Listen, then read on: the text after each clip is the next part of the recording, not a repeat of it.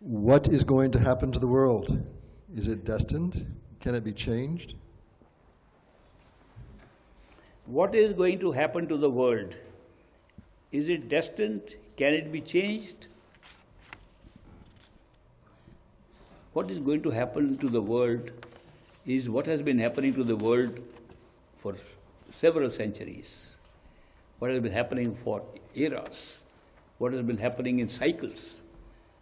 This earth evolved, and ever since then we have had rise and fall of civilizations upon it. We have rise and fall of the kind of barrenness that has come and great population that has come. We have had all these things many times before. Same thing will happen again. If we look back at history and some evidence that is there, it looks like 3,000 years ago, there were great civilizations in many parts of this earth. A friend of mine, who is an aeronautical engineer, he was commissioned by the government in India to make the aircraft for the military indigenously within the country. So he visited a lot of Boeing and other companies all over the world looking at designs and how they can be made here. He picked up some designs and he came and he built the first planes that were indigenously made in India. I was working in the government in those days, and my boss, the political boss, told me, let's get some man like him to come to our state and build it. So he was in another state building aeroplanes. So I went to see him, and he invited me to stay with him. And at dinner, I noticed that in the center of his living room, there was a big glass half globe like this, and there was a book inside.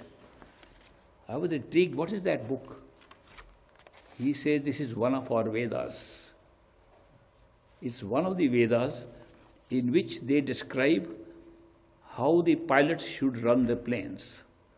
And he had opened that page, those pages, where instructions were given to the pilots how to fly.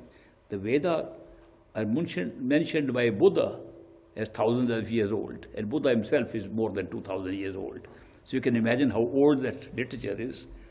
And the literature, what he explained was, look at what it says. It is giving the instructions to fly between 35,000 and 60,000 feet high, which no plane could be flying at that time.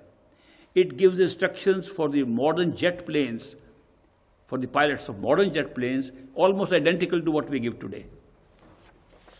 And more than 4,000 years old, we had planes running like that, and after that they all disappeared. We started from a little cart, bullock carts and horses, and came back again to cars and planes. It means that there are cycles in which we grow, and then we destroy ourselves for some reason. So what will happen to the earth? We'll destroy ourselves. And we'll destroy very methodically this time. We'll destroy different ways. And nature helps us with famines and floods and all that, and earthquakes. It also helps. And we die by disease. Now we have controlled disease.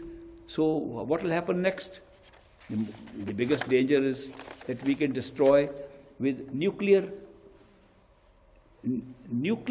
energy that is being stored as weaponry, that can be used as weaponry. There's so much of it.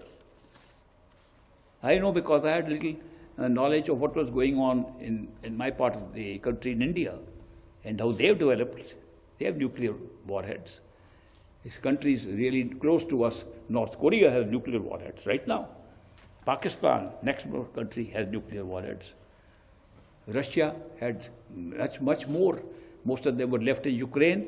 They have 16,000 nuclear warheads. According to our estimate, the United States has 64,000. And these can carry hydrogen bombs, not atom bombs. Atom bombs were used to hit two Japanese cities, Hiroshima and Nagasaki. They destroyed most of the city, just an atom bomb.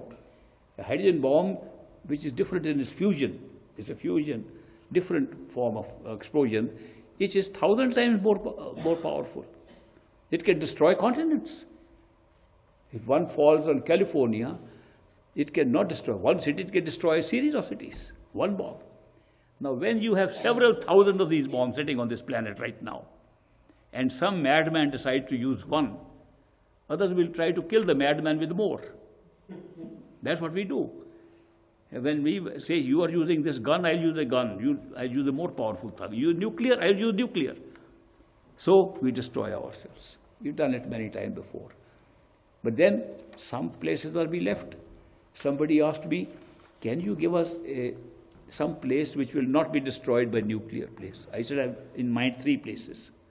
And I write them, the names of the places in a piece of paper and hide it somewhere. You'll be able to find it because the survivors will be very few. They have been now pressing me. I could sell them at a high price, I think. Anyway, I am only saying that there will be places where we will survive. Some have always survived and started all over again. There was a documentary I saw which said, what will happen to the earth if man disappears, if a human being disappears from here? Supposing one day all human beings disappear, everything else is there.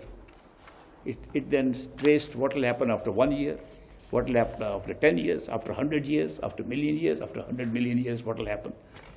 It traced that after 1 million years, all the buildings will rust, all of them will be desolate, dust will fall, other things will fall, nobody there to clean it up, and animals will start dying out.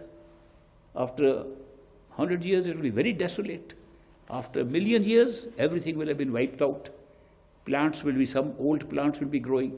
After 1 billion years, nothing will be left but small little plants growing on this. No life, no other life except that. This is based upon scientific study. Now, can you ever imagine? We thought, according to Darwin, that we were very late in coming to this planet. And everything was growing very nicely, evolving very nicely.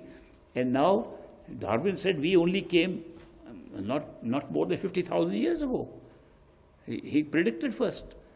Then there was a family called the Leakey family. The Leakey family were investigating fossils in Africa, and the Leakey family found fossils showing that human skeletons in fossilized form were there from 10,000, 20,000, million, 2 million, 10 million. Now they found 100 million old. That means human beings have been there all the time. And that's why we have been developing like we have been developing. It's the human input into this earth that's holding it up as it is. But when we destroy, some human beings are still left to carry on. And the new generations keep on coming, it's multiplying through that. So that is going to be the future. But the new way of doing it is that we will be able to build alternative places of residence outside the planet. We will be able to build, I'm going to share with you, you're all my friends, I suppose. You can keep a secret. Okay, keep this secret, and if you tell somebody, tell them also to keep it secret. This was a special moment when I asked Great Master this very question.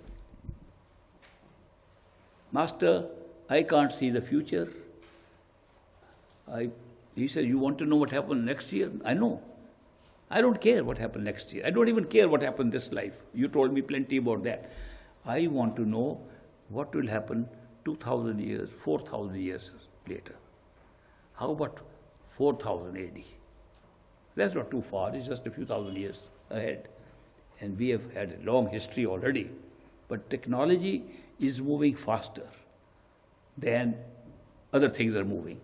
Culture is moving slowly, language moving slowly, everything is moving slowly, political movements are slow, but technology has taken up a leap and moving even faster every time. It's like an exponential growth in technology. So he said, you can give a little peep. So I had a little dream-like peep into the earth 4,000 AD. I was shocked. There's no population on the earth at all. It's all moved into satellite townships. They're all roaming around. Enough of them, different levels. All fully equipped with all means of life. No disease. People end their life according to prescription. Doctor, 65, go. 85, go. Artificial birth, artificial death is very common. Communications are all wireless. They look upon the earth and say, what stupid primitive people were these to build roads, universities, and things like that. They think we are as primitive as we think the Stone Age people were. Because they say, why were this great infrastructure on the surface required when they could do all that in the space? So they feel we are very ignorant people. And what is their system of education? No universities, no colleges, no schools. You embed the whole knowledge from all the educated people of the world and gather it in a little chip and put it wirelessly into your brain cells. All are equally educated. All have equal memories. They implant memories. It's such a different life than what we are seeing today. Unbelievable. But that was the little picture. I don't know whether it's a dream picture, whether it was real or not, but it was so different from what we are experiencing now. That could be the future of the earth too.